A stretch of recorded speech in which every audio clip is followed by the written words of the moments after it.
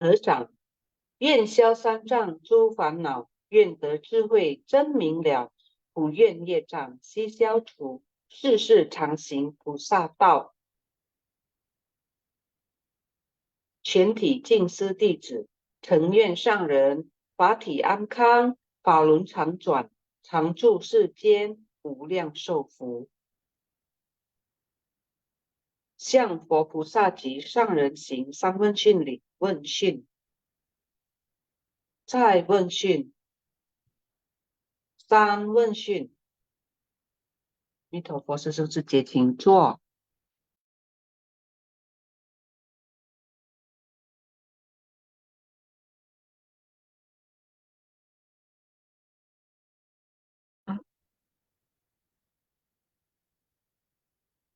Oke, selamat pagi yang sejaman. Salam sehat, bahagia, dan sejahtera bagi kita semua ya. Kita sama-sama kangen atas pembabaran Dharma Master. Suara saya jelas ya, Siang Suci? Oke, kita... Jelas Suci. Oke, kangen Winnie Suci.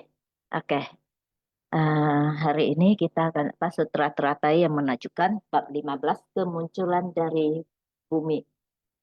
Episode 1481 menampakkan jejak di 10 penjuru demi menyempurnakan praktik benih dari 6 paramita. Kita next ya, Winnie saja.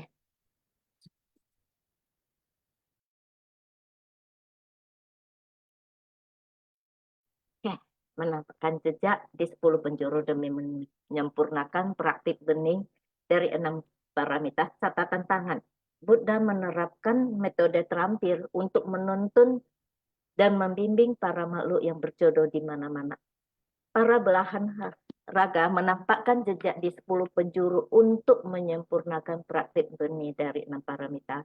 Dalam bab kemunculan stupa mestika dari Sutra Teratai disebutkan, kalau demi memanggil para Buddha belahan raga di 10 penjuru untuk datang berkumpul, 3 kali mengubah tanah menjadi tanah suci. Kita next ya, sorry. Oke. Buddha juga mengikuti jalinan jodoh para makhluk, datang dan pergi untuk waktu yang tak terhitung. Belahan raganya juga mengikuti jalinan jodoh para makhluk. Dia juga pergi ke ruang yang tiada batasnya. Dia pergi ke seluruh tempat. Dapat dilihat bahwa dia juga menampakkan jejak di ruang tanpa batas. Menampakkan jejak dan mempraktikkan 6 paramita. Buddha masih memberikan benih sebab kepada semua makhluk, mengajar dan menuntun para makhluk, berada di kumpulan makhluk, para makhluk sebagai bagian dari jiwa kebijaksanaan selama waktu yang lama dan ruang yang luas.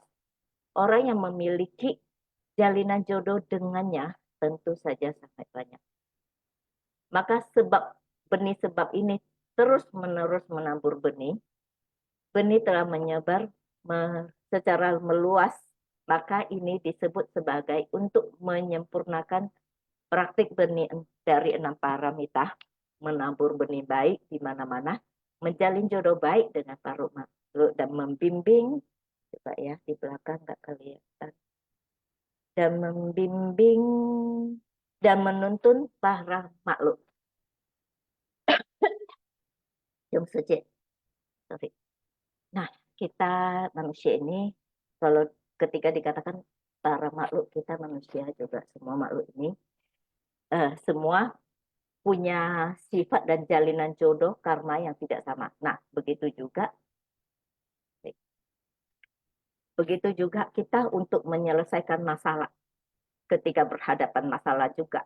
Nah, begitu juga kita memahami dan memanfaatkan kondisi yang di luar untuk kita pakai nih, untuk kita beradaptasi. Saat kita belajar adaptasi, memahami apa sih yang dirasakan, dihadapi, dan bagaimana sih untuk menyelesaikannya, mencapai tujuan dari masing-masing manusia, dari masing-masing kita semua. Sekalipun kita tahu kita semua itu pada dasarnya itu baik. Tapi poinnya, Intinya apa? Intinya setiap orang itu, bahkan setiap makhluk, kita semua pastinya ingin bahagia, ingin tidak dilukain kan. Nah, ingin terbebas dari penderitaan, dari ketakutan atau kesakitan. Karena itu kita ada di sini nih. Kita ingin belajar menjadi orang yang lebih baik. Nah, ini juga sama, kita lihat. Karena itu dari zaman Buddha sampai sekarang, kita lihat. Karena kita dicuci. Nah, kita ambil contoh karena kita lihat sekarang, master guru kita. Nah, memberikan berbagai metode, berbagai uh, cara. Itu ibaratnya metode terampil, yaitu visi misi yang bisa kita gunakan nih untuk kita mencapai atau untuk kita dalam perjalanan atau pelatihan mencapai tujuan kita. Supaya apa? Kita semua, supaya kita ingin terbebas nih dari penderitaan, ingin belajar keluar dari rasa takut, dari rasa tidak bahagia. Nah, setiap metode, setiap cara bagi setiap orang ini tidak selalu sama. Untuk bisa tahu nih mana sih yang cocok buat saya, maka kita perlu menjalankan, mencobanya, melakukannya. Ini sama seperti ya, kita di Ceci ada misi-misi Ceci yang perlu kita ada di setiap misinya untuk kita tahu.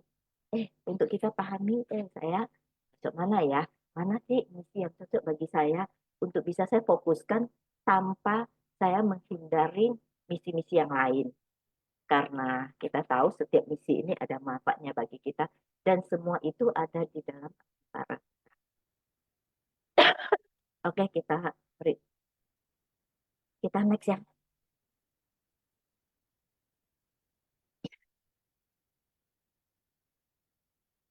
Para Buddha belahan raga ini adalah perubahan transformasi dari Buddha Sakyamuni selama berkapa yang tak terhitung jumlahnya. Dengan semangat Buddha Sakyamuni membimbing para makhluk di 10 penjuru dunia. Ini disebut para Buddha belahan raga. Belahan tubuh Dharma diwujudkan di 10 penjuru.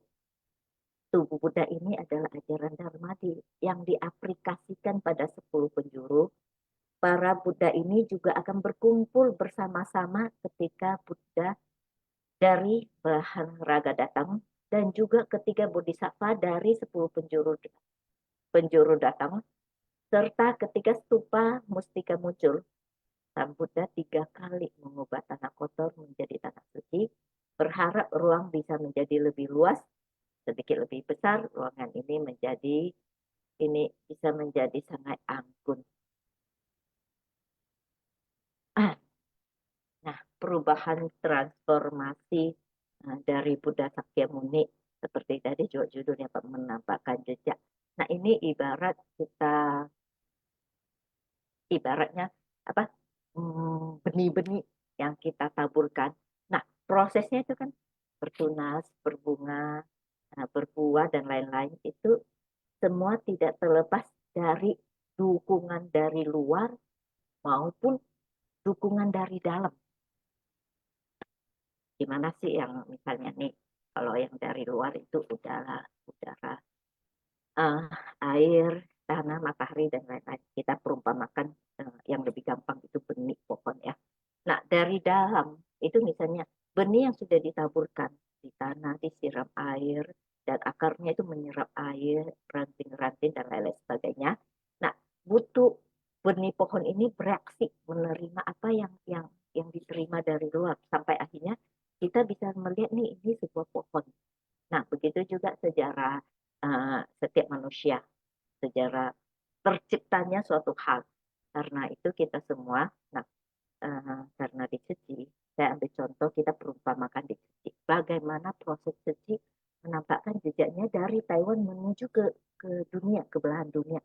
Kita bisa lihat di sejarah sejarah Ceci, bagaimana sih prosesnya, bagaimana pertumbuhannya, dan bagaimana visi misi dan arah pelatihan diri kita ini untuk memberikan manfaat menuju ke pantai kebahagiaan. Dan kita bisa lihat ke dalam diri kita. Dari awal pertama nih, misalnya saya datang ke Ceci dengan niat hati dan pikiran yang bagaimana. Dan sekarang bagaimana kondisi diri kita. Oke, kita next aja ya.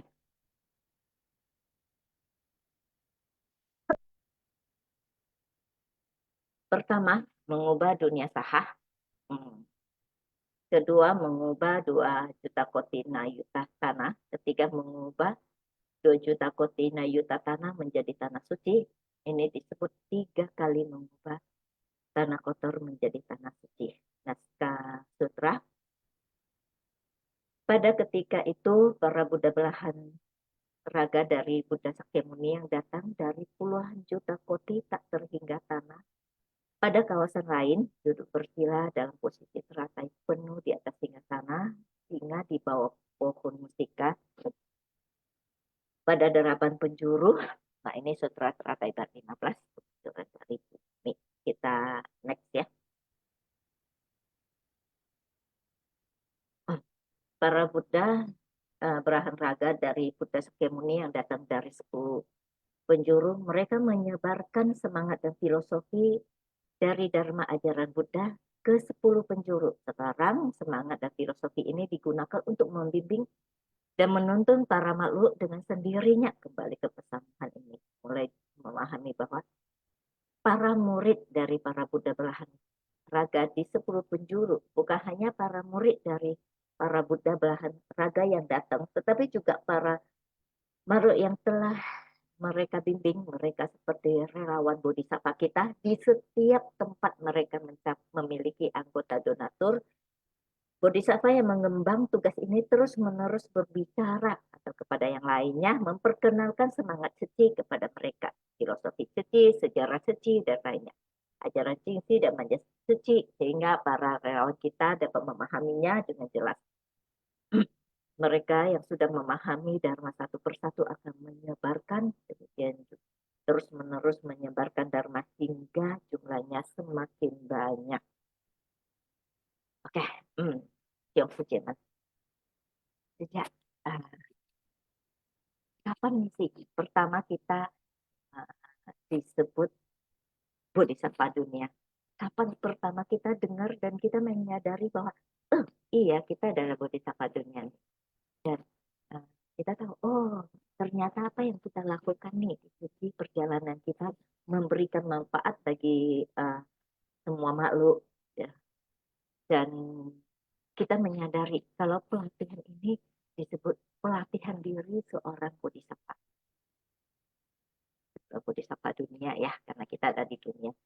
Nah, saat pertama kali, jadi kita menyadari saat itu apa? Pertama kali kita di jalan bodhisattva. Sebenarnya saat itu kita adalah bodhisattva dunia atau calon Buddha. Kan? Awalnya kan kita sebelumnya kita nggak tahu.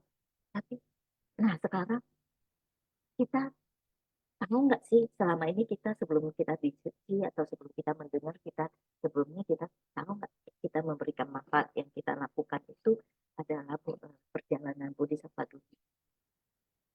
Kita beruntung kita ada master guru kita yang membimbing dan menjadi teladan kita bahwa kita baru tahu loh dan dengar oh iya ternyata kita adalah bodhisattva dunia. Kalau kita adalah orang yang ada cinta kasihnya loh, ada welas asih yang bisa dan mau memberikan manfaat pada semua makhluk. Nah, dari kita menyadari satu aja ini ibaratnya satu dharma. Kita praktekkan satu dharma ini, maka kita bisa merasakan satu dharma ini dan kita bisa memahami banyak dharma, bahkan seluruh dharma. Ini sama seperti kita kalau ambil contoh ya perubahan satu benih kita tabur itu menjadi satu pohon dan satu pohon itu berbuah dan di dalam buah itu ada benih lagi satu benih itu kita tanam berbuah lagi. Nah ini bisa dikatakan apa? Memahami satu dharma akan menyebarkan demikian seterusnya akan menyebar dharma ini akan jumlahnya menjadi semakin banyak. Seperti kita lihat kita diskusi awalnya hanya ada di Taiwan, sekarang udah ada di belahan dunia. Salah satunya. Oke. Kita next, sorry ya. Saya sedikit tenggorokan. Naskah sutra. Para pelayan dari para Buddha itu masing-masing melihat kalau kelompok besar bodhisattva pada 3000 maharibu dunia muncul dari bumi pada 4 penjuru dan berdiam di angkasa. Masing-masing lalu berkata pada Buddha sendiri, setelah teratai 15 kemunculan dari bumi.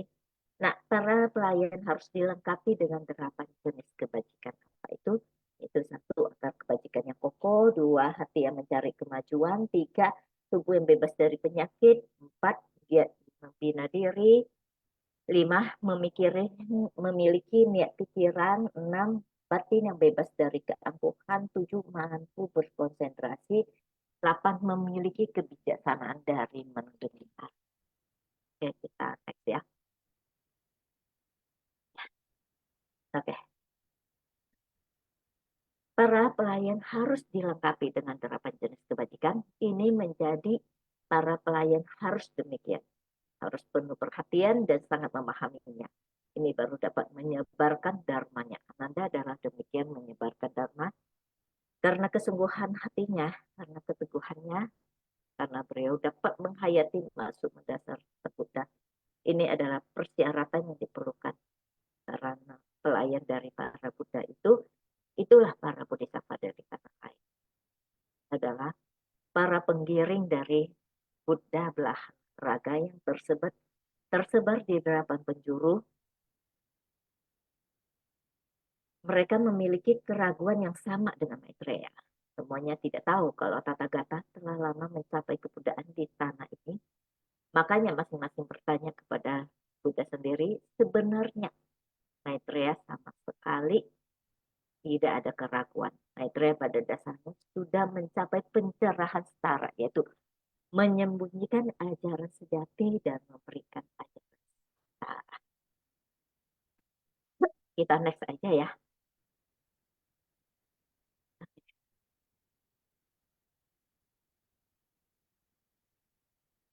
Buddha Sakyamuni sudah memahami Bodhisattva Maitreya, masuk dari pertanyaan yang diajukan, tahu menanti Buddha Sakyamuni mengungkapkan sebab dan kondisi dirinya datang ke dunia untuk waktu yang lama. Juga menjelaskan sebab dan kondisi bagaimana proses menjalin jodoh dengan para Bodhisattva ini. Ini adalah Bodhisattva calon Buddha selanjutnya, yaitu Maitreya. Bodhisattva Maitreya yang akan mencapai kebudayaan di kemudian hari. Pertanyaan tentang masa mendatang para makhluk punya saha. Dia sengaja mengajukan pertanyaan kepada Buddha Sakyamuni, berharap semua orang bisa mendengarnya, prinsip kebenaran yang dibabarkan sekarang oleh Buddha Sakyamuni dapat mewariskan ke generasi berikutnya. Jadi berharap semua orang akan dapat mendengarkan tanpa kenapa mereka muncul dari bumi. Jom saja. Oke, ini. Nah, dalam surat ini bisa dikatakan bahwa menjalin jodoh baik ini sangat penting. Sekalipun kita tahu ya dalam surat ini kebenarannya itu kalau Buddha Sakya itu Bodhisattva Maitreya ini adalah Buddha yang akan datang setelah Buddha Sakyamuni. Tapi Bodhisattva Maitreya juga butuh sebab dan kondisi dan bagaimana proses menjalin jodoh. Oke, nah sebenarnya dalam setiap sharing kita juga di dalam belajar bersama ini di Simpas yang ini setiap sharing kita niatkan dengan pikiran yang baik, pikiran yang positif, maka ini adalah sebuah jalinan jodoh baik bagi kita untuk bekal kita di masa yang akan datang. Kita semua butuh jalinan jodoh baik dalam perjalanan kita untuk mencapai tujuan kita menuju kebahagiaan. Oke, kita next aja.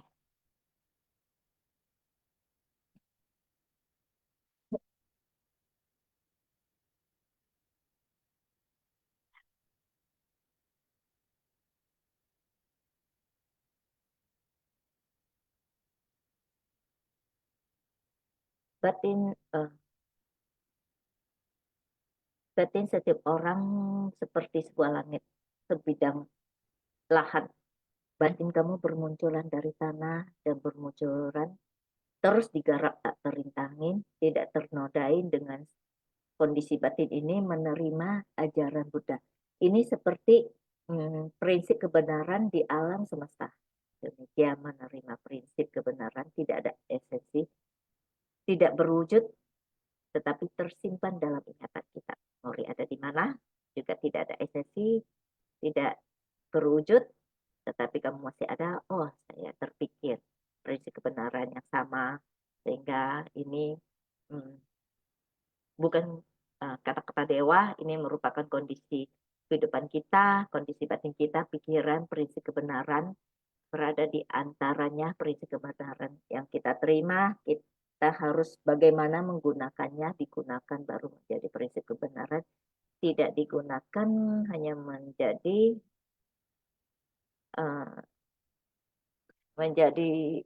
tidak menjadi kebenaran yang kosong. Ini prinsip kebenaran. Nah, yang sejati ini bisa kita perumpamakan nih, kita sudah ada kesempatan belajar. Kita udah ada kesempatan nih, kita belajar, berarti ada kesempatan untuk menjadi orang yang lebih baik, mengikis sifat-sifat yang tidak baik, ibaratnya membuang sifat-sifat tabiat yang tidak baik. Nah, ada kesempatan berbagi, ada kesempatan memahami prinsip kebenaran, ada banyak kesempatan yang baik untuk memberikan manfaat. Kita belajar nih menjadi orang yang lebih baik, kesempatan untuk berhasil kita menjadi orang yang lebih bahagia. Kalau kita tidak manfaatkan, ini sama seperti contoh kita ada ibarat kata ada ruangan kosong. Itu ruangan kosong sebenarnya bisa kita manfaatkan untuk banyak hal yang bermanfaat. Tapi kalau kita memanfaatkan untuk banyak hal, itu akan bisa bermanfaat. Itu ya kan? Itu menjadi prinsip kebenaran. Itu ada manfaatnya. Tapi kalau ruangan tempat yang kosong yang banyak itu yang besar itu kita tidak gunakan, ya itu tetap gak ada manfaatnya, itu tetap kosong gitu loh. Itu tetap gak ada gunanya. Oke, kita next. Oke. Oke, cảm ơn Siang Sư Chị Mẫn. Kita panggilkan Vivi Sư Chị ya. Nanti Siang Sư Chị Mẫn bantu sharing ya. Vivi Sư Chị dipersilakan.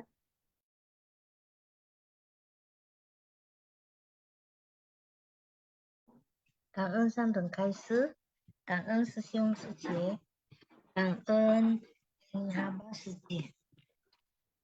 Dalam naskah sutra yang pertama tentang sebab musabab semenjak awal hingga akhir daripada kumpulan bodhisatwa ini, wahai Bagawan, dengan kebajikan yang tak terhingga, sudilah kiranya engkau memecahkan keraguan dari seluruh hadirin.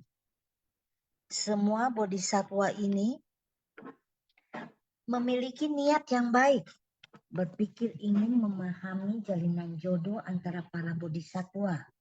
Sebab dan kondisi datangnya mereka yaitu mengarah ke Buddha Sakyamuni dengan kebajikan yang tak terhingga. Hubungan sebab akibat yang Bagawan jalin dengan semua orang, kata-kata yang diucapkan Buddha, semua orang mempercayainya. Dengan satu kata, seseorang mampu menghayati aneka makna di dalamnya. Yang naskah sutra yang kedua. Pada ketika itu, para Buddha belahan raga dari Buddha Sakyamuni yang datang dari puluhan juta koti tak terhingga tanah pada kawasan lain, duduk bersila dalam posisi teratai, penuh di atas singgasana singa di bawah pohon mustika pada 8 penjuru. Para belahan raga yang berkumpul dalam bak kemunculan stupa mustika ini menerangkan tentang keraguan para murid dari para Buddha belahan raga di 10 penjuru dan juga dengan 4 mata angin utama, timur barat, selatan utara, 4 mata angin tengah, tenggara barat laut, dan timur laut. Inilah yang disebut dengan 8 penjuru. Para Buddha tampak duduk di bawah pohon mustika. Banyak manifestasi Sang Buddha di bawah setiap pohon. Juga ada bodhisatwa pemandangan yang sangat agung. Dan sekarang naskah sutra yang ketiga. Para pelayang dari para Buddha itu masing-masing melihat kalau kelompok besar bodhisattva pada 3.000 maharibu dunia muncul dari bumi pada 4 penjuru dan berdiam di angkasa. Masing-masing berkata pada Buddha sendiri. Jadi para Buddha yang dari tanah lain itu adalah para pengiring dari Buddha belahan raga yang tersebar di 8 penjuru. Mereka memiliki keraguan dan juga bukan hanya Maitreya saja. Semuanya tidak tahu kalau Tathagata itu telah lama mencapai kebudaan di tanah ini. Sehingga masing-masing bertanya kepada Buddha sendiri. Dan Maitreya yang pada dasarnya sudah mencapai pencerahan setara, menyembunyikan ajaran sejati dan memberikan ajaran sementara. Beliau mengetahui jalinan jodoh para makhluk dengan Buddha Sakyamuni. Dan juga para pelayan dari Buddha belahan raga yang memiliki keraguan itu semuanya tidak tahu tanah Tathagata. Dan juga karena Buddha Sakyamuni itu mencapai kebudaan sudah sangat lama. Dan dengan kalpa yang tak terhitung. Sehingga Buddha lain juga tidak memahami sebab akibat. Yaitu benih sebab sempurna, buah pencapaian yang terpenuhi. Dan jodoh dari 6 paramita itu jika telah matang, Buddha mencapai kebudaan. Dan juga belahan raga Buddha itu, yaitu para pelayang masing-masing bertanya kepada Buddha. Dan mereka yang muncul dari bawah ke atas tahu maksud dari pertanyaan Maitreya. Sehingga mengatakan, kalau engkau sekalian dikarenakan adanya pertanyaan dari calon Buddha selanjutnya, dapat mendengarkan mereka muncul dari bumi. Dan juga bodhisattva yang datang dari tempat lain itu berdiam di angkasa karena stupa berada di angkasa. Semua muncul memberi penghormatan kepada stupa Buddha Prabhutarakna dan juga kepada Bhagawan. Dan batas puncak burung nasar itu sangat sempit. Hanya angkasa yang bisa menampung demikian banyak bodhisattva yang berada di angkasa. Jadi juga dikatakan bahwa para pelayang itu dari beberapa manifestasi Buddha itu melihat setiap bodhisattva muncul dari bumi. Ini membuatlah mereka timbul keraguan di pikiran mereka. Dan juga maknanya pelayang itu mereka harus dilengkapi dengan 8 jenis kebajikan. Dan mereka harus memiliki pemahaman tentang prinsip kebenaran yang sepenuhnya. Ya, 8 kebajikan itu yaitu 1, akar keyakinan yang teguh. 2, hati yang mencari kemajuan dengan tekun bersemangat mencari dharma. 3, tubuh yang bebas dari penyakit. 4, giat membina diri. 5, memiliki niat pikiran, yaitu pandangan dan pemahamannya mereka harus sangat jelas. Yang ke-6, batin yang bebas dari keangkuhan dan bisa menaklukkan keangkuhan. Ke-7, mampu berkonsentrasi dengan hati yang kokoh tak tergoyahkan. 8, memiliki kebijaksanaan dari mendengar. Jadi dengan bisa memahami maksud Sang Buddha dan kehidupan sehari-hari dan tindakan Buddha, kebiasaan Buddha, semuanya ini harus dengan penuh perhatian sehingga bisa menyebarkan Dharma Buddha itu seperti Ananda bisa membabarkannya. Cảm ơn sư兄sư姐. Cảm ơn Divilen sư chị. Kita panggilkan si Xiong atau si C Husin ya. Dipersilakan.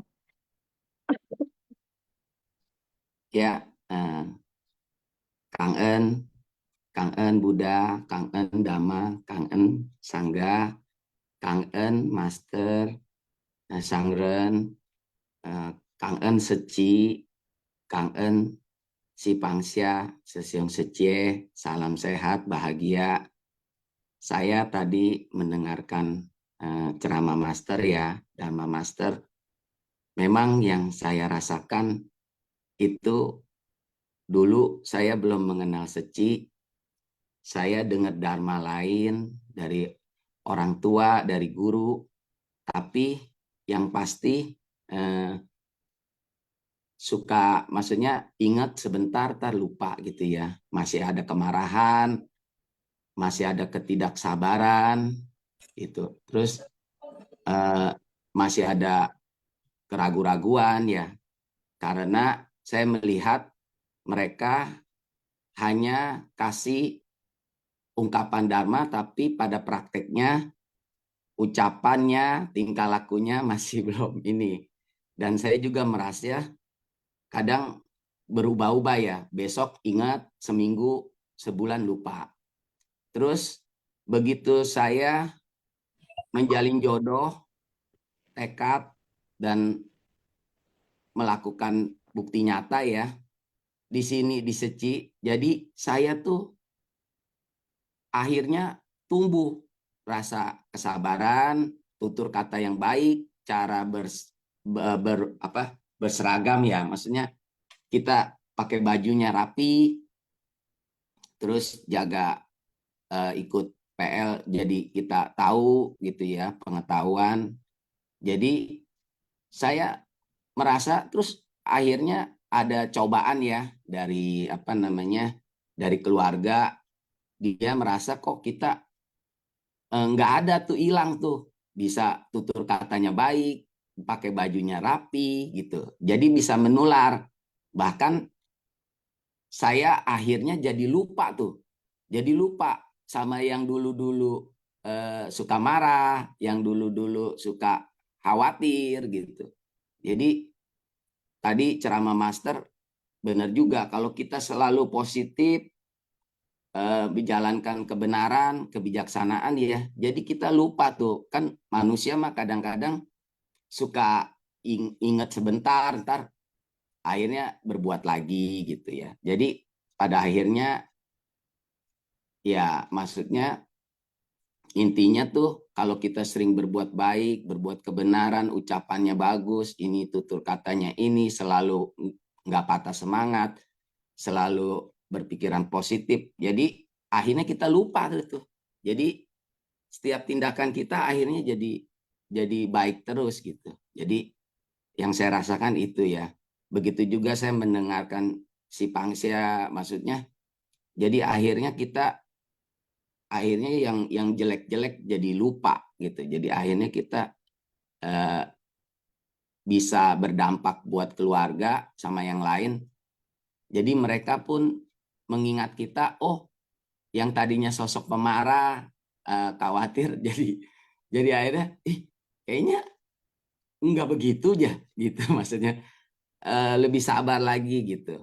Nah begitu juga saya di komunitas Seci sendiri ya, di sini kita sama walaupun jenjangnya berbeda, tapi dengan kualitas dan tujuan yang sama gitu, pelatihan diri. Itu aja sih Kang En. Kang En, Husen Sesiong ya, luar biasa sharingnya. Tadi sepertinya ada Sesiong siapa ya yang raise hand ya, Sesiong Jang apa ya? Ada mau sharing? Oke lah, sebenarnya sih saya mau bertanya sih. Boleh lemparin ke peserta untuk menjawabnya. Nah, sebenarnya ini pertanyaan yang cukup klasik ya. Sebenarnya ini menurut saya pertanyaan hal yang biasa ya. Tadi juga Master juga ngomongin tentang formasi berdasarkan jenjang ya. Formasi berdasarkan jenjang ibarat seperti tahu ya, formasi tahu ya. Nah, sebenarnya ini pertanyaannya agak sedikit nyeleneh. Nah, ini saya mau tanya aja ya. Walaupun aku udah tahu ya, aku udah tahu juga. kenapa ya kalau di lapangan itu master bikin satu sistem jenjang yang sekarang itu jenjang itu dari tahun 2016 ya. Kita lihat dari tahun 2016 itu ada 3 jenjang, AP, APL, atau AP, CK, ataupun KM. Ya, baju abu, abu logo, dan baju biru. Nah, sehingga di lapangan nih kelihatannya sih beda. Kelihatannya sih beda. Ya, tapi kenapa dibuat seperti itu? Master, kenapa dibuat sistem seperti itu? Itu pertanyaan saya yang pertama. Apakah mungkin sebagai sarana untuk tahu, wah orang ini pemula, tapi nanti akan dibimbing oleh relawan yang baju biru, sehingga suatu saat untuk meneruskan regenerasi, atau apakah ada alasan tersendiri dari master, kenapa dibuat seperti itu pertanyaan pertama. Mengingat juga, ya, di sini tidak ada istilahnya baju biru, maaf ya, tidak ada istilahnya baju biru itu yang paling tinggi, bukan. Semuanya harusnya itu sama, seperti itu, dan juga yang ada yang jadi baju biru atau komite itu adalah orang yang secara dalam waktu 1 tahun itu sudah mengenal sisi luar dalam, terutama dalam kegiatan maupun filosofis, dan menggalang 60 donatur berdasarkan data publik. Jadi istilahnya sudah paham luar dalam sehingga orang itu ya jadi komite lah, istilahnya pegang seperti itu ya. Jadi tidak ada istilah yang paling tinggi, yang ada paling tahu, ya istilahnya lebih tahu lah, jangan bilang paling tahu, lebih tahu luar dalam, lebih kenal luar dalam terhadap seci, seperti itu. Ya itu sih pertanyaannya, kok dibuat jenjang, itu aja sih. My question cuma itu aja. Udah. Itu mungkin Puspa Suci atau Sucen Sisyong boleh bantu menjawabnya.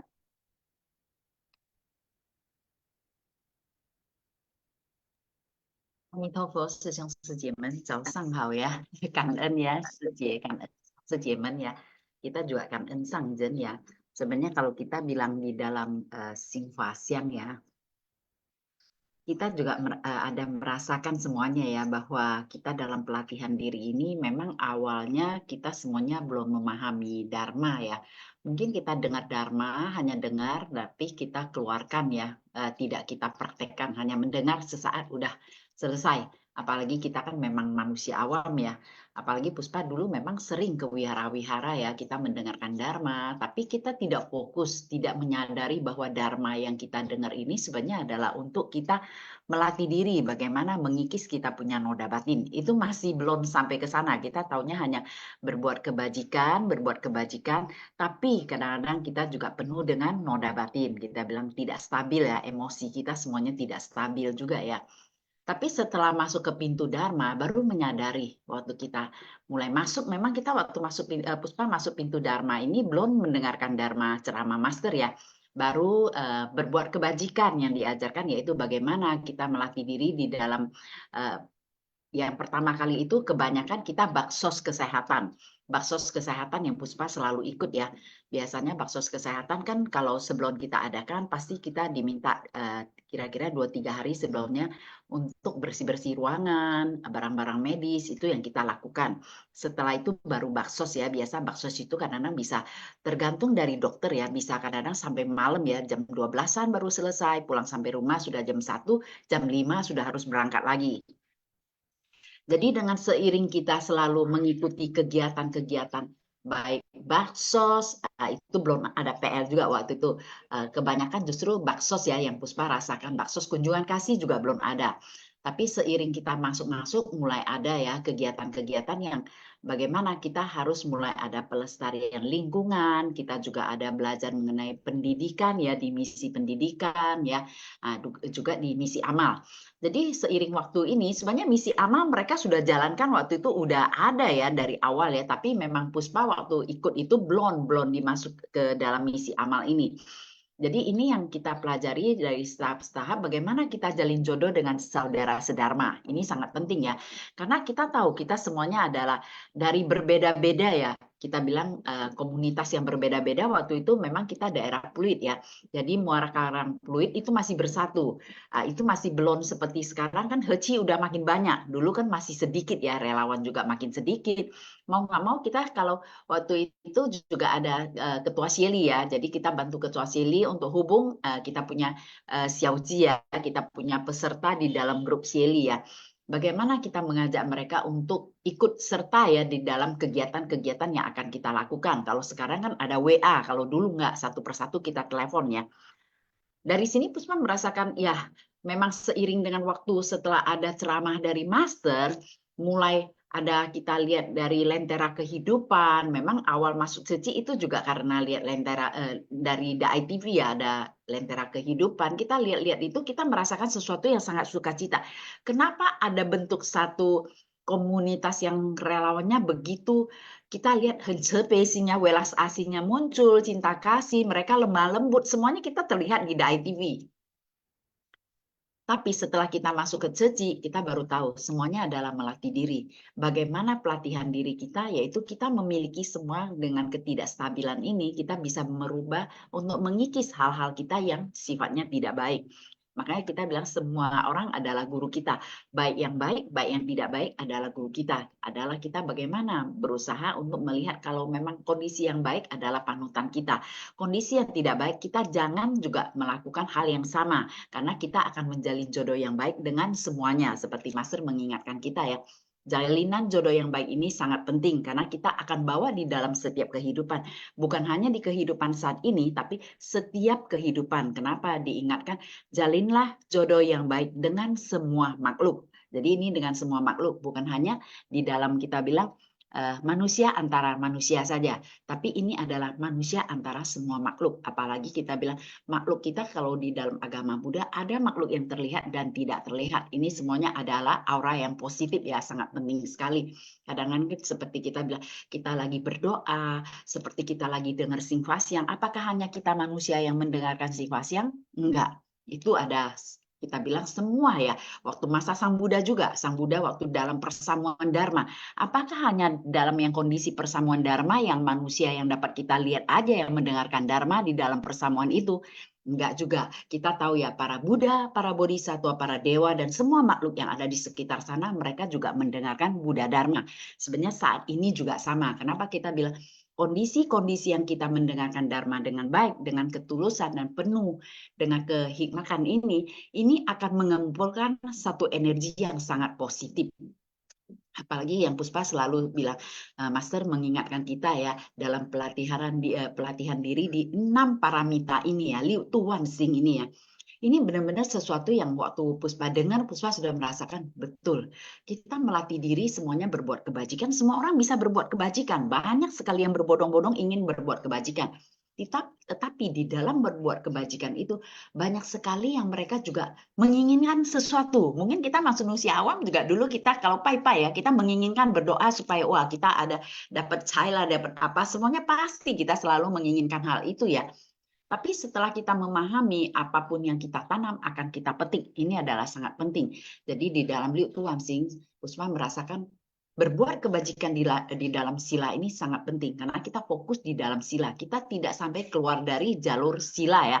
Kalau kita seandainya di sini saya hari ini berbuat kebajikan, nanti agak siang atau besok saya udah mulai emosi, sudah mulai menjalin jodoh yang tidak baik dengan semuanya, sudah memulai hal yang tidak baik, mengeluarkan kata. Sebenarnya kita sudah membakar kebajikan kita semua. Karena hal yang kita sudah buat itu akan kita bakar sendiri. Dan itu pun akan kita ulang lagi dari nol. Jadi kebajikan itu tidak akan tersimpan lagi.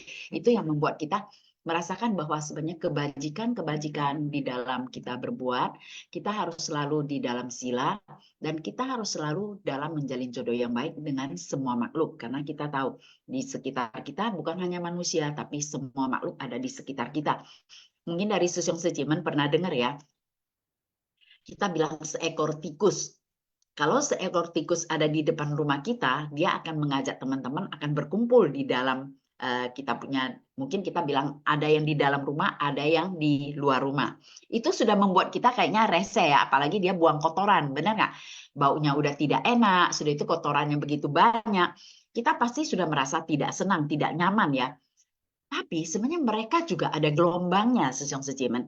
Jadi hal ini kita jangan sampai harus membunuh mereka.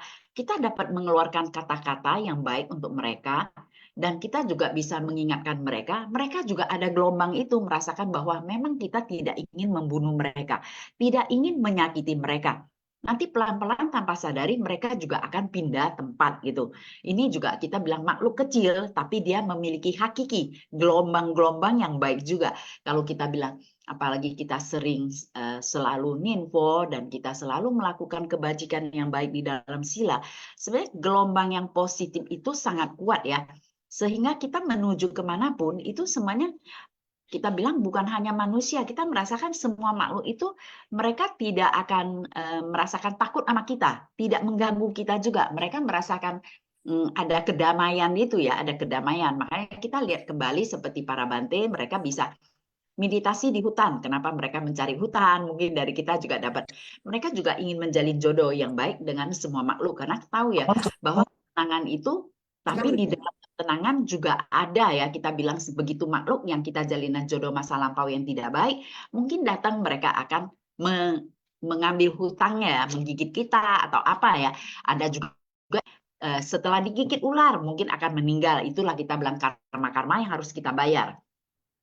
Tapi kalau kita sudah pahami ini, sebenarnya kita akan merasakan ya segala sesuatu yang sudah kita lakukan, karma yang sudah akan kita terima, kita bisa terima dengan sukacita, itu juga adalah karma kita ya. Jadi makanya kalau di sini saya Puspa merasakan Master selalu mengingatkan kita, kebajikan yang kita buat sekecil apapun itu adalah tabungan untuk kita juga. Jadi Sejong Sejemen, jangan lihat kita bilang kecil-kecil, tin titi ya. Tin titi itu juga adalah berkah kita. Jadi kita jangan melihat hal kecil itu adalah sesuatu yang bisa menjadi gunung juga. Jadi kita bilang adalah yang terkumpul akan menjadi banyak juga. Jadi disinilah kita bagaimana sebagai murid dari guru ya, murid dari master ya, kita berusaha menyebarkan kebajikan sehingga visi dari Ceci bisa terlaksana. Mensucikan hati manusia, kita hidup dalam kondisi yang harmonis sehingga kita bisa terbebas dari kerisauan. Ini paling penting ya, karena kita tahu timbulnya penderitaan karena munculnya kerisauan. Karena kerisauan yang berlebihan membuat kita jadi tidak bahagia. Kalau kita sudah tidak bahagia, berarti sel tubuh kita semuanya juga tidak bahagia. Jadi di sini kalau kita belajar Buddha Dharma, Puspa selalu merasa harus kangen kepada tubuh ini. Tanpa tubuh kita juga tidak dapat melakukan apapun. Nah ini yang Puspa rasakan ya. Kangen Sejong Sejemen semuanya. Kangen Sejehani Baba, kangen Amihopo. Ya, Puspa Seceh. Sesiong Chang Kawijaya terjawab ya. Oke, Husen, Sesiong mau sharing lagi? Dipersilakan. Ya, Kang En, saya di sini hanya tadi kan Sesiong Jangki, maksudnya masalah jenjang ya. Yang saya rasakan tuh jenjang ini sedikit sharing ya. Saya dulu pakai rompi ya, ikut baksos. Terus tiba-tiba dari rompi ini ada Sesiong kasih tahu saya, nanti Sesiong aktif terus ya. Iya, saya seneng. Nah, tiba-tiba dikasih tahu tuh ikut pelatihan 3 kali apa 4 kali rutin gitu ya. Naik jadi abu putih. Nah, setelah abu putih, terus ada acara di Seci Persamuan. Saya boleh ikut nggak? Boleh, kata dia.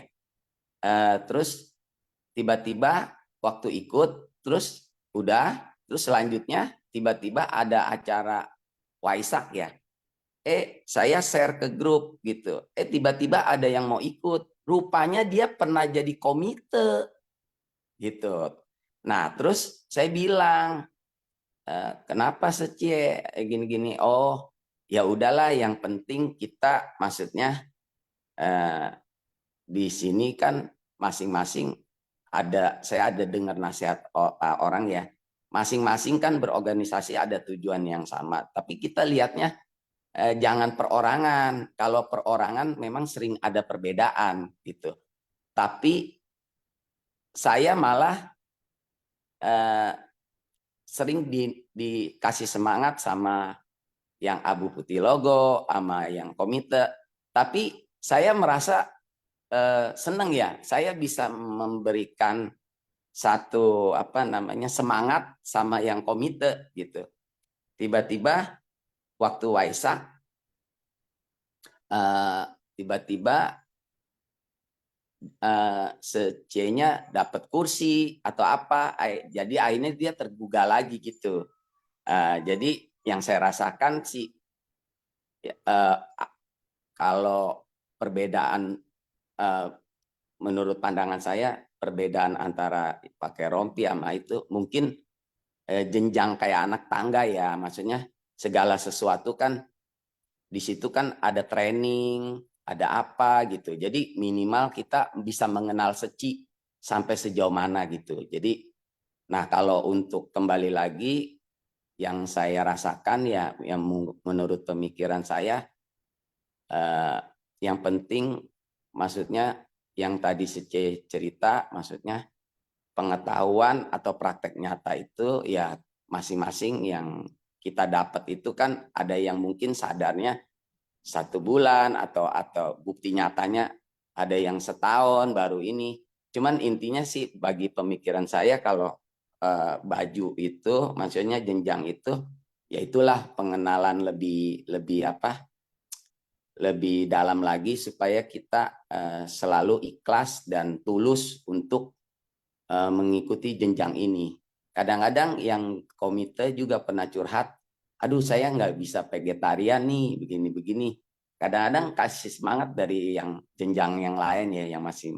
Kadang-kadang inspirasi itu yang Sece cerita, maksudnya bisa dari mana-mana ya, maksudnya pengetahuan Dharma itu. Jadi ya itu aja sih, mungkin kurang lebihnya mohon ditambahkan kalau saya kurang. Makasih Kang En. Ya, sesiong bosan. Oke, seru ya. Nanti kita lanjut, kita ada kuis ya.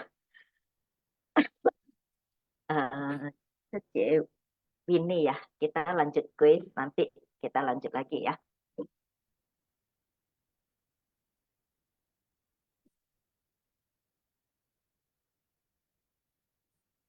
Nah, ini cara menjawab kuis ya. Jawaban diketik di chatroom everyone. Format jawaban nomor soal. Jawaban contoh jawabannya 1D, 2,2A. Kan ya. Kita next. Mengapa Buddha Sakyamuni terlebih dahulu mencapai kebudayaan lebih awal dari Buddha Maitreya? A. Jalinan jodoh. Buddha Sakyamuni telah sempurna. B. Buddha Sakyamuni lebih bijaksana. C. Buddha Maitreya meragukan meragukan dirinya. D. Enggak bisa kebaca nih. Buddha Sakyamuni terlahir lebih awal. Buddha Maitreya tidak bijaksana. Oke. Saya buka ini ya.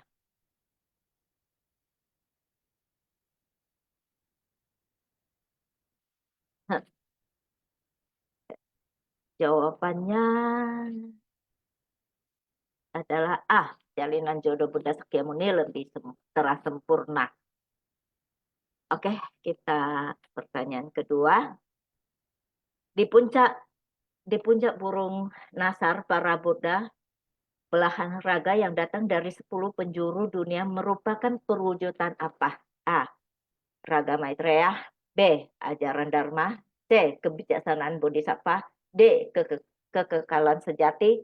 E. Benih sebab dan akibat.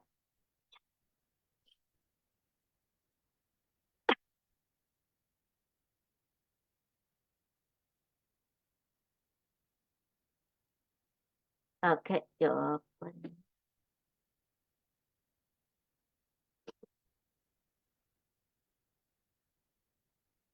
B. Ajaran Dharma. Oke, kita 3 ya. Berapa kali Buddha Sakyamuni mengubah tanah kotor menjadi tanah suci? A. 4 kali. B. 2 kali. C. 8 kali. D 3 kali, E 5 kali. Berapa kali?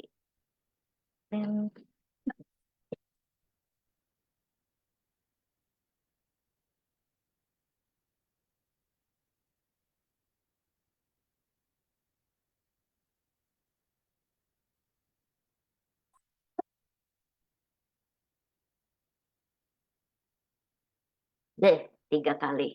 Oke. Kita next. Pertanyaan 4. Buddha Sakyamuni 3 kali mengubah tanah kotor menjadi tanah suci. Apa yang dirubah oleh Buddha Sakyamuni pertama kali? A.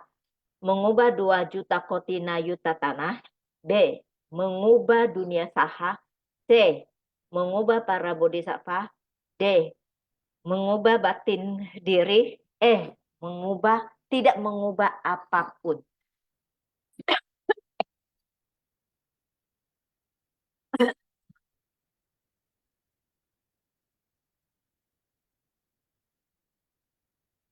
Jawabannya adalah B. Mengubah dunia saha. Oke, pertanyaan selanjutnya. Apa yang sebenarnya membedakan tanah keruh dengan tanah suci? A. Tekad. B. Kesabaran. C. Batin pikiran. D. Doa. E. Kebajikan.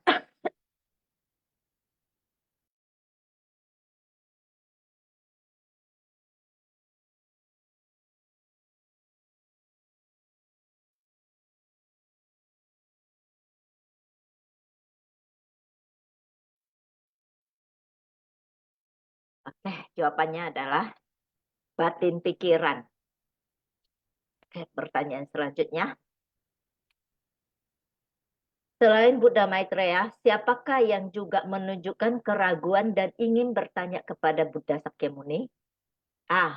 Buddha Prabhutarana. B. Para makhluk. C. Buddha Maitreya. D. Para dewa. E. Para pelayan.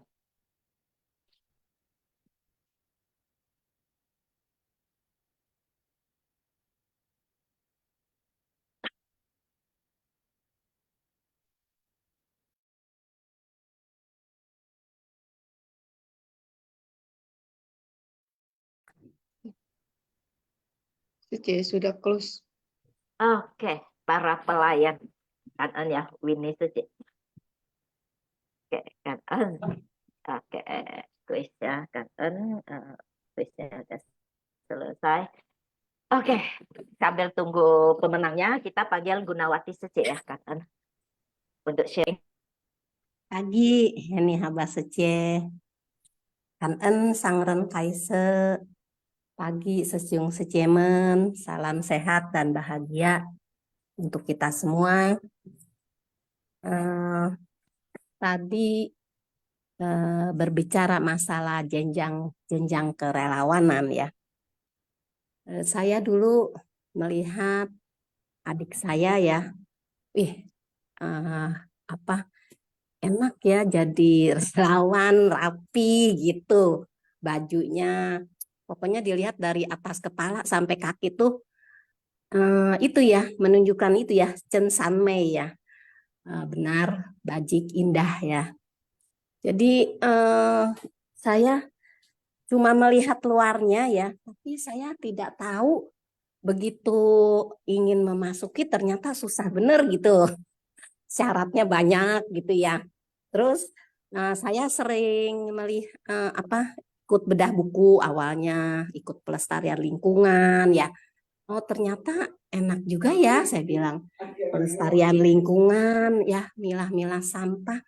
Oh memang saya kan orangnya bersih, senang bebersih, senang beres-beres, sampah tuh senang dipilah-pilah gitu. Jadi saya mau ikut deh, tapi saya ikutnya cuma maunya pelestarian lingkungan, saya bilang. Kalau yang lain saya kurang suka ya, apalagi yang pakai otak gitu. Lama-lama ternyata sering mendengarkan Sin Fasyang ya. Apa sih itu Sin Fasyang? Saya nggak ngerti. Oh, menghirup harumnya Dharma. Coba. Oh, ternyata saya juga suka gitu. Ternyata setelah lama-lama oh Dharma itu bukan sekedar untuk diri kita sendiri, tapi untuk dipraktekkan dengan tindakan nyata. Bagaimana caranya? Oh, harus melatih diri. Oh, begitu ya. Ya sudahlah, akhirnya saya ya coba ya. Begitu ada halangan keluarga, ya saya mohon maaf ya, saya nggak bisa ikut dulu nih. Ya paling ucapan yang seperti itu yang saya bisa sampaikan ya. Itulah. Jadi ya kalau memang kalau berbicara masalah jenjang itu apa ya dibilang syaratnya susah tapi gampang, dibilang gampang ya susah gitu ya. Apa wah ini harus pegang kasus, aduh saya bilang saya dari kecil sampai sebegini tua itu nggak pernah bekerja kantoran, nggak pernah bersosialis sama orang banyak ya. Memang saya di wihara ya bersosialisasi sama orang banyak ya, tapi masalah apa ucapan yang baik didengar sama orang lain bisa paham dengan ucapan saya itu agak sulit ya. Ya saya sih ya mau berusaha saja gitu. Pada dasarnya saya mau menjadi murid master yang sesungguhnya saya akan berusaha.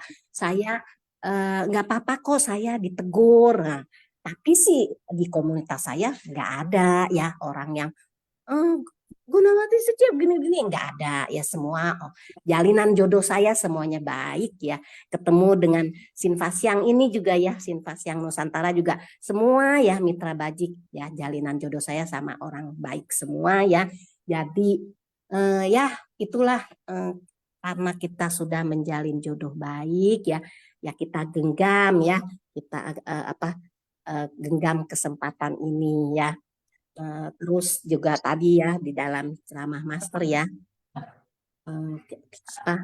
kita dibilang Buddha ya bosan ya selalu menuntun dan membimbing ya makhluk awam masuk kita ini supaya kita bisa sadar ya, kita bisa sadar ya, setelah kita bisa menyadari nanti kita bisa berpikir yang baik ya, berucap yang baik ya, bertindak yang baik ya.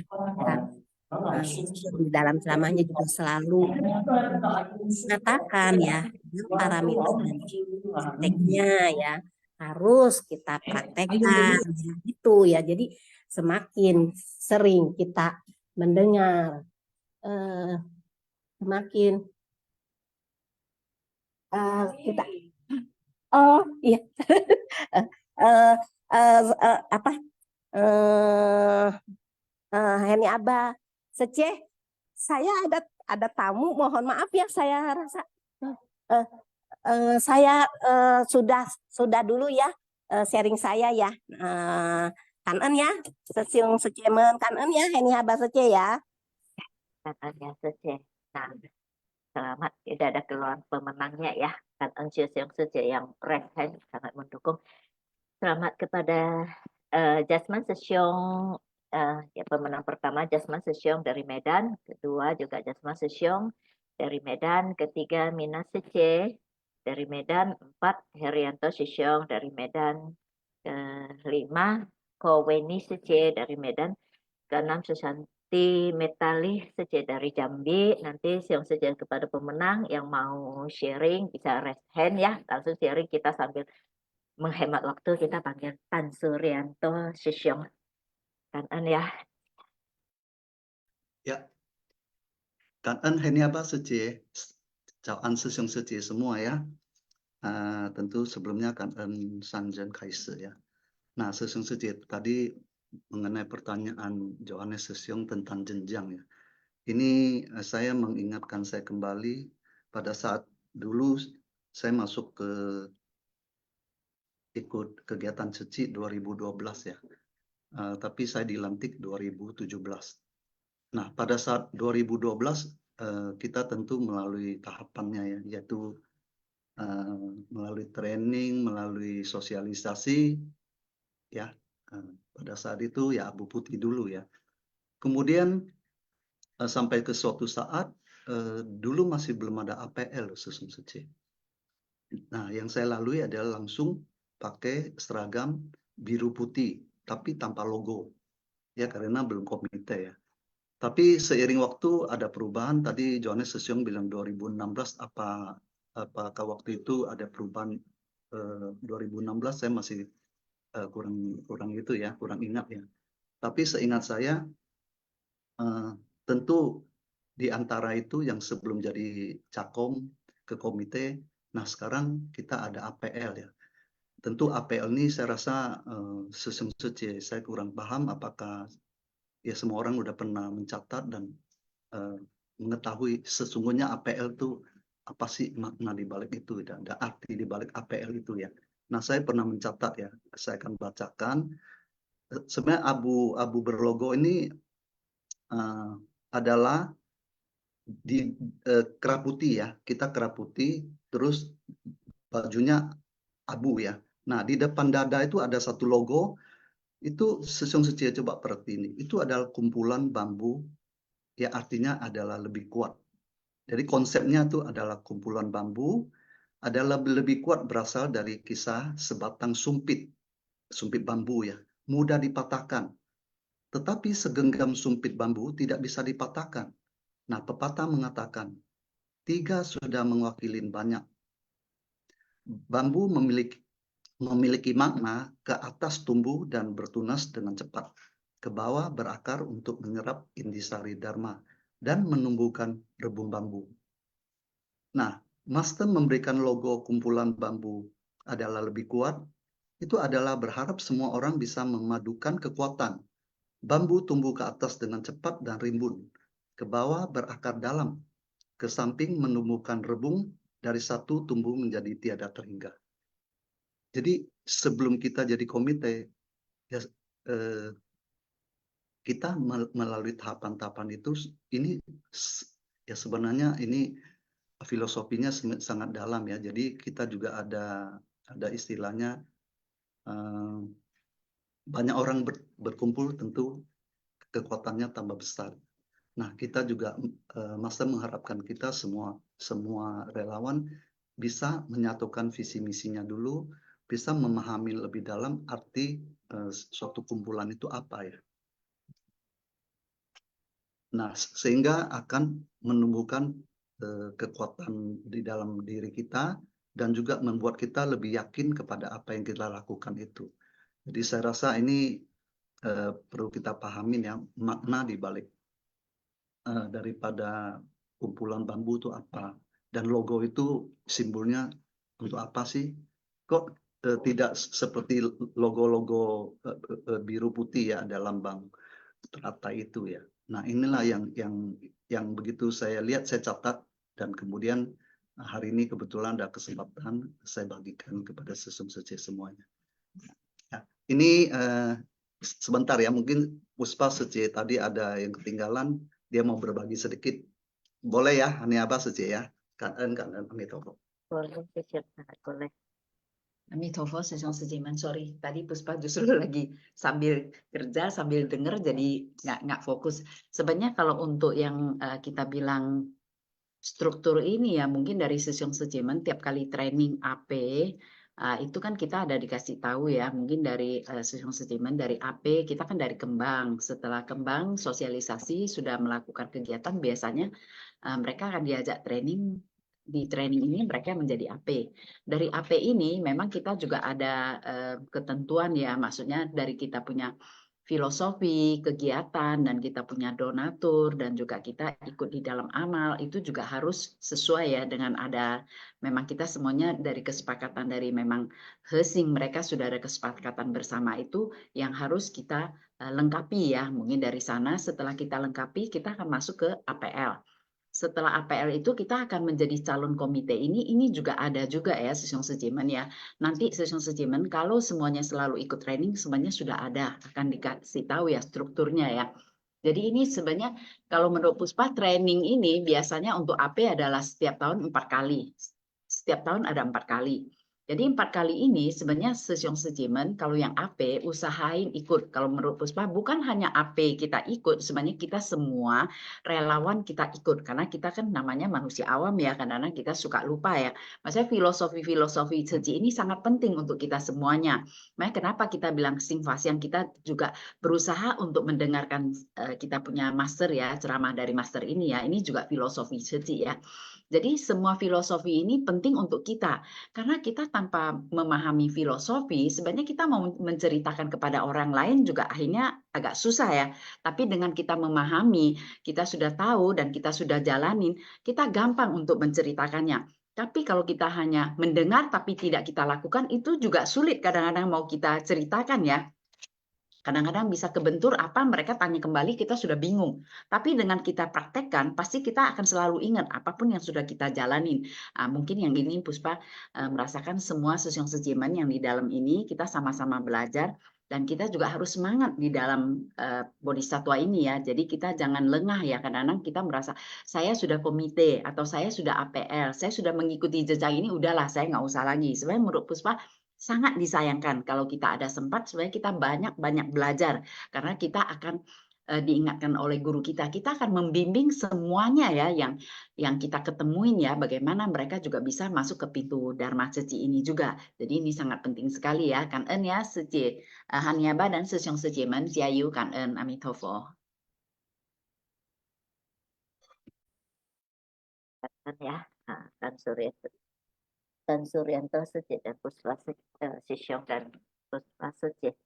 Oke, kita ini yang pemenang kuis Dasman Sesiong dan Susanti Meta Seji mau sharing nggak? Kalau Mina Seji, Herianto Seji, kalau Weni Seji udah bilang. Karen Tatya. Oke, Dasman Sesiong ya. Dipersilakan Kak En. Kak En Seje, Kak En, semua tim dari Sivas yang luar biasa serinya ya. Kak En San Jeng Kaise. Saya Jasman masih relawan baru ya di Shelly Tanjung Balai Asahan. Saya coba sharing-sharing sedikit ya. Setelah mendengarkan Sivas yang di pagi hari, ya saya merasakan ketenangan batin ya, dan mendapatkan satu kebahagiaan. Memang harapan kita semua relawan dari Yayasan Buddha Seci bisa istilahnya menghirup Dharma di pagi hari ini ya. Kalau kita sering mendengarkan Dharma di pagi hari, tentu kita bisa membina batin kita dan kita bisa melihat ke dalam, introspeksi diri, dan kita bisa mengikis delusi-delusi dalam batin. Itu yang saya rasakan ya. Dan harapan saya kan relawan-relawan lain yang ada waktu ya usahakan mendengar, mengikuti Sivas yang ini. Sangat luar biasa. Kan kepada tim-tim Sivas yang sangat luar biasa dengan semangat membina, memberikan wejangan Dhamma. Memang kita sadari ya, kita setiap manusia kan punya ego, punya sudut pandang yang berbeda. Walaupun sama-sama relawan, tapi pasti banyak timbul delusi-delusi ya, timbul like dan dislike. Ini terjadi di Shelly Tanjung Balai Asahan ya. Ini sorry bukan saya memburukkan. Memang kenyataannya seperti demikian.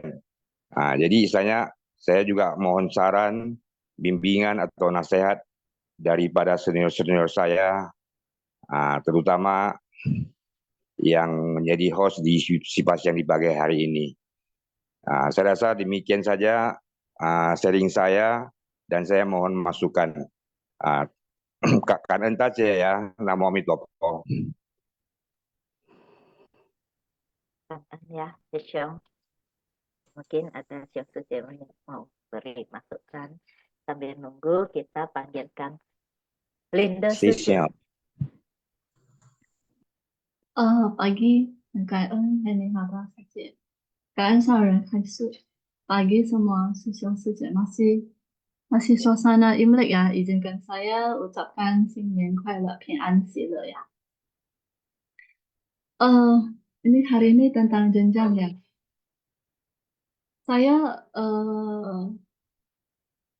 Saya berpikir ulang ya,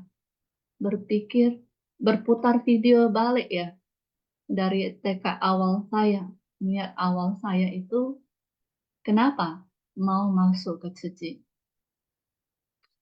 Mau masuk ke Cici itu gimana ya dalam kehidupan ya banyak ketemu ya, banyak rintangan-rintangan. Dari rintangan-rintangan inilah mulailah berkembang ya dikit demi dikit. Timbullah rasa bersyukur ya. Bersyukur ya. Jadi mau melakukan suatu kebaikan demi ya orang lain. Kadangkala berpikir demikian ya, apakah bisa mempraktekkan sesuai dengan kemauan saya? Tentu tidak ya, tentu tidak. Saya tidak bisa melakukannya. Ya sekarang saya putar balik video ya, saya merasa saya tidak melakukan dengan baik. Begitu juga saya mendengarkan Dharma. Dharma begitu luas, begitu banyak ya. Belum tentu saya semuanya bisa memahaminya. Masih ada berbatasan ya yang saya memahaminya. Tentu saya ada sharing ya, apa yang saya ngerti. Saya menanyakan pada diri sendiri ya, 我真的是问心无愧ya.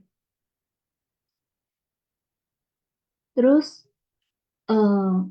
saya mempraktekkannya. Apakah saya benar-benar bisa bersyukur? Bersyukur ya, mau mempraktekkan demi orang lain ya. Tentu saya harus melalui perjalanan belajar ya, belajar karena saya orangnya sifatnya kalau bisa satu hari itu tidak usah berbicara ya. Saya lebih senangnya begitu ya, karena saya lebih senang dalam gimana ya sifat seseorang itu berbeda. Jadi saya mulai untuk belajar. Tentu saja belajar bersyukur ini sangat tidak mudah ya. Dan juga memang tidak mudah pada diri sendiri, bukan pada orang lain. Ya, gimana untuk mempraktikkan dengan bersyukur ini, dengan ucapan yang baik, dengan berpikir yang baik, dan juga berbuat baik. Ya. Gimana ya?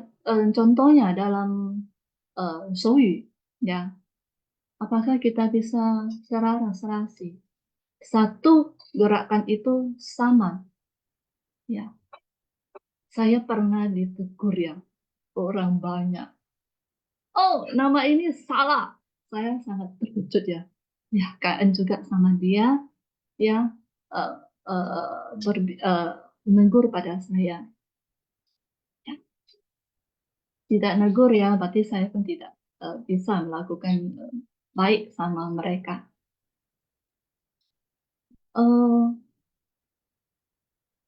Belajar dari Cici ya, banyak yang saya belajar. Banyak saya belajar.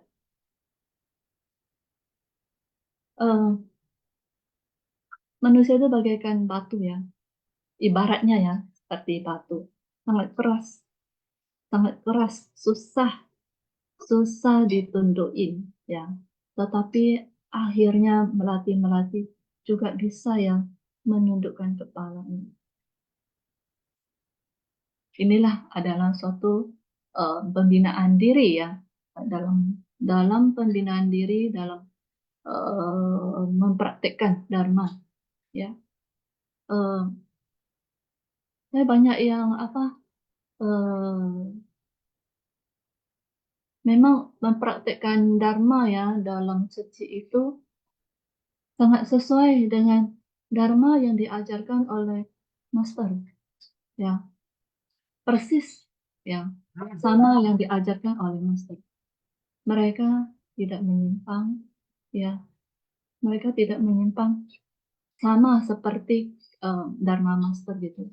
Jadi saya bersyukur yang bisa ada di dalamnya dan juga bisa mengikuti pada mereka. Tentu saja harus selalu belajar bersyukur ya, menghargai dan menghormati biar harga tubuh Dharma, belahan raga ini bisa dipraktekkan dengan baik. Oke, KN semua sesung Linda Sece. Nah, kan ya yang sejaman sharing. Oke, sama walaupun ya nggak sharing semuanya saya kan berhubung waktu ya kita nggak ada kosakata, kita akan tutup Pas yang dengan memberi penghormatan kepada para Buddha, Bodhisattva, dan Master. Chung Sece dipersilakan berdiri.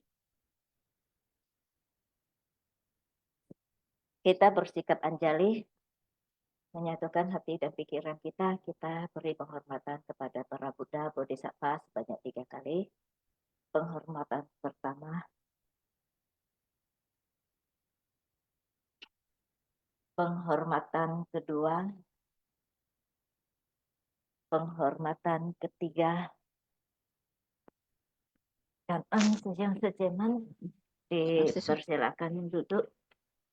Yang sejaman An Sesyong Sejeman. Saja. Sece, mohon maaf ya, sharing saya terganggu. Kan Sesyong Sejeman. Sesyong Sejeman. Selamat pagi, selamat beraktivitas. Kan Heni Haba Sece, Kan saja, An.